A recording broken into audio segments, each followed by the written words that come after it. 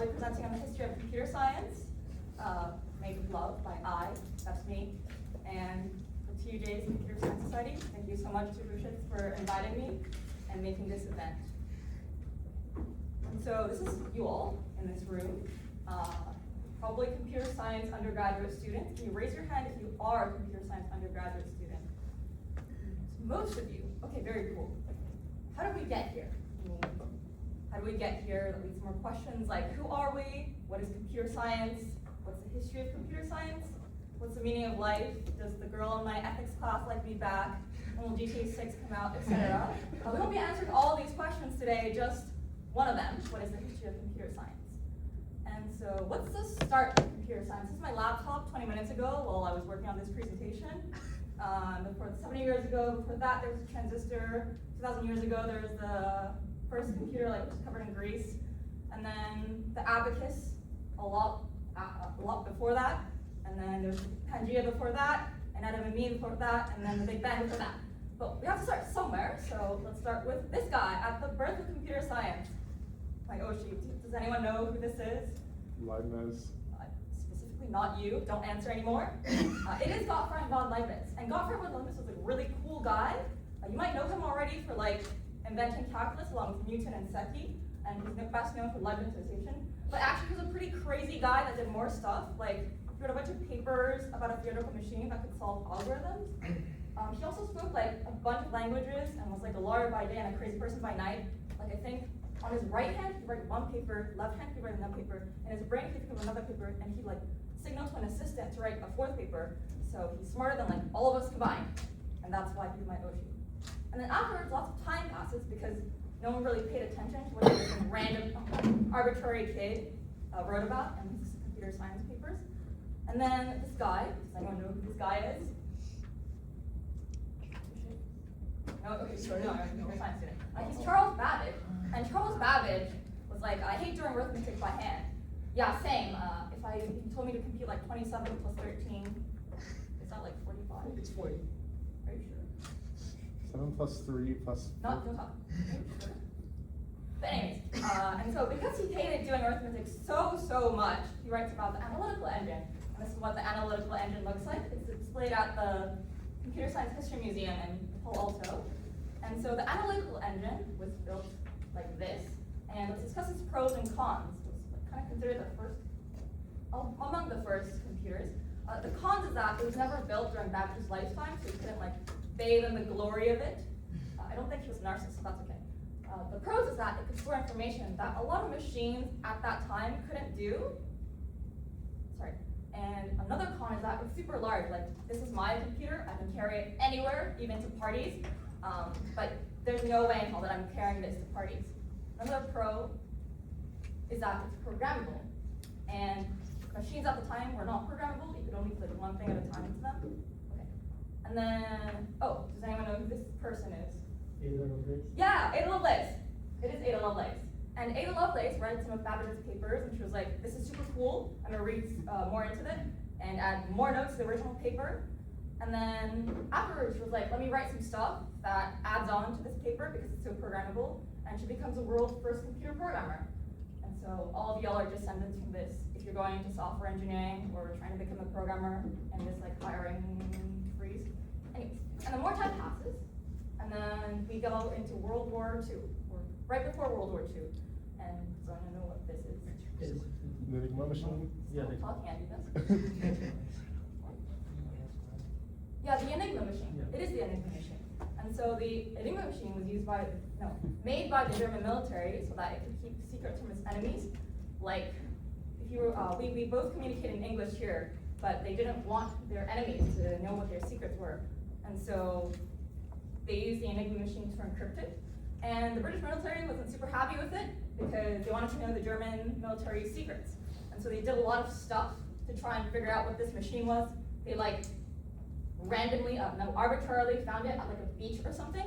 And then they hired this guy and a bunch of other guys to try and figure this machine out. And all of you should know who this is. 3, 2, 1. Alan Turing. Yeah, Alan Turing. He was Alan Turing. And Alan Turing, to solve, to decrypt the Enigma, made a computer to solve it. and it was super big. I think it was bigger than the analytical engine actually, like more than this room. Definitely can't carry that to parties. And he also did other stuff before and after doing the Enigma, like he invented no, he didn't invent it. He wrote about the Turing machine in his PhD thesis, I think. And the Turing machine is the platonic ideal of a computer, and it's a model of computation that all of our computers are based on today. And all the Turing machine, theoretically, can do all algorithmic computation.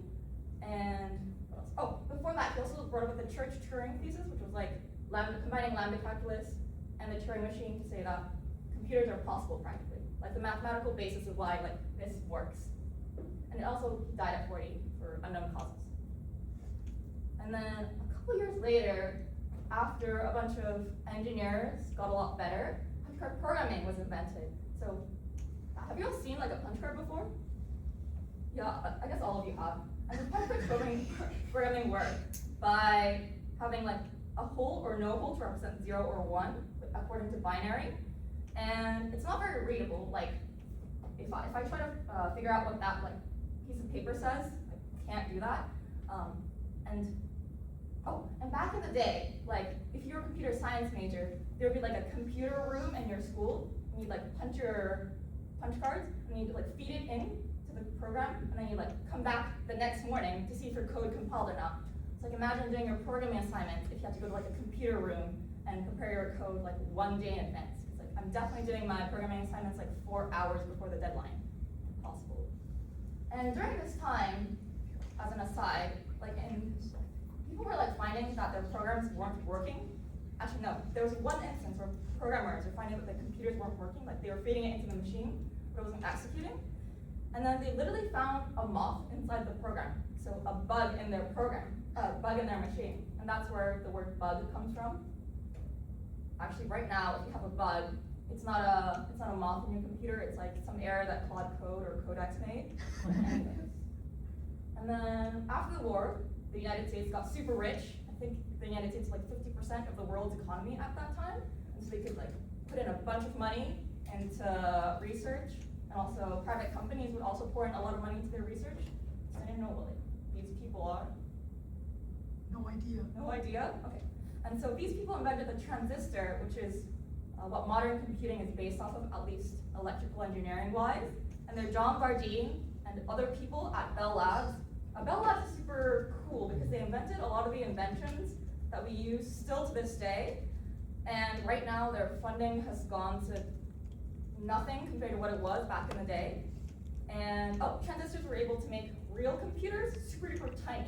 Like they went from the size of this room or even bigger to like a little bit bigger than what I have now. And then because transistors were invented, we went from like Lisp to Fortran to your favorite programming languages, Python, Ruby, and Rust. Does anyone have a favorite like higher level programming language that they use? C++. C++, anything else?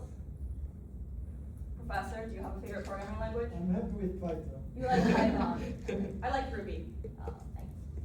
And so after like all these inventions happened and a bunch of money was poured in, computers were made available for consumers to consume. Yeah. Some famous ones include the Apple I, made by Apple, the IBM PC, made by IBM, and IBM ThinkPad, also made by IBM. I think that's what like a lot of engineering students use. They like load Linux onto it and they use it. And the 2008 MacBook Air, Apple's my personal favorite. I will never deviate from Apple. And like Apple computers, they descend from Unix, so it's super easy to develop on them compared to other computers that have like Windows or other like non-Unix based OSs on them. And then after computers were made for all, and like a lot of people started having computers in their homes, you had to tame the nerds. And so let's say, for the sake of example, that you make one piece of wheat, and you also make one piece of software. I don't know why you're touching so much grass as a software engineer, but just for the sake of example, if you were to sell your wheat and software, let's say you sell your wheat first, the more wheat you make, the more profit you make. For example, if you sell 10 wheat, then you have 10 wheat worth of profit. So the only way to make more profit is to like maximize your wheat production, like wheat max. However, for software, you don't need to make more products to sell more products.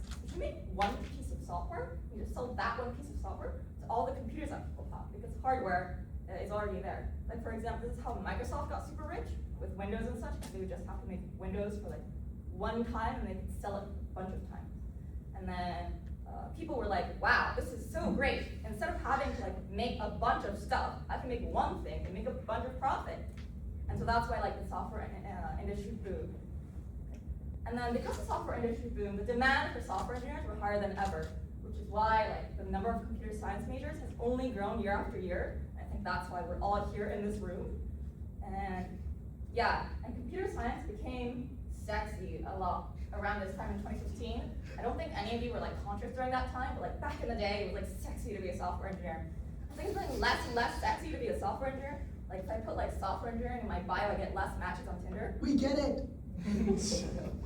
Anyways, and then now that we're in present day, I think these are the futures of computer science, which include artificial intelligence, quantum computing, and other computing paradigms, and robotics. For artificial intelligence, there's like cool companies that are doing it, such as like Google wrote "Attention is all you need," the very famous paper in 2017, and then Anthropic is like a big company that makes cloud code, and then Sakana AI is a very cool Japanese company that does a lot of AI stuff, and they're like unique in the sense that their algorithms are different than any other like AI company. And then quantum computing and other computer science computer paradigms. D-Wave is like a cool company that does QI/QC. I don't know if they're profitable. Their stock's been going up recently. Not investment advice. And then Microsoft debuted like the Maharana 2 a couple years ago, I think. If you look at the physics in it, it's like complete bogus, but it's very cool that like a company is willing to put money on it. And then robotics. There's Boston Dynamics that makes cool robots that look like dogs. There's Pepper, the very adorable robot that you sometimes see in Japan. And then just this week in Shenzhen, a company made like, basically like to replace getting a girlfriend for CS majors. It like looks real, like the skin is made of silicone and there's like real hair and such. And then that was the history of computer science. Thanks for listening. If you have any questions, comments, concerns, requests, I can take any.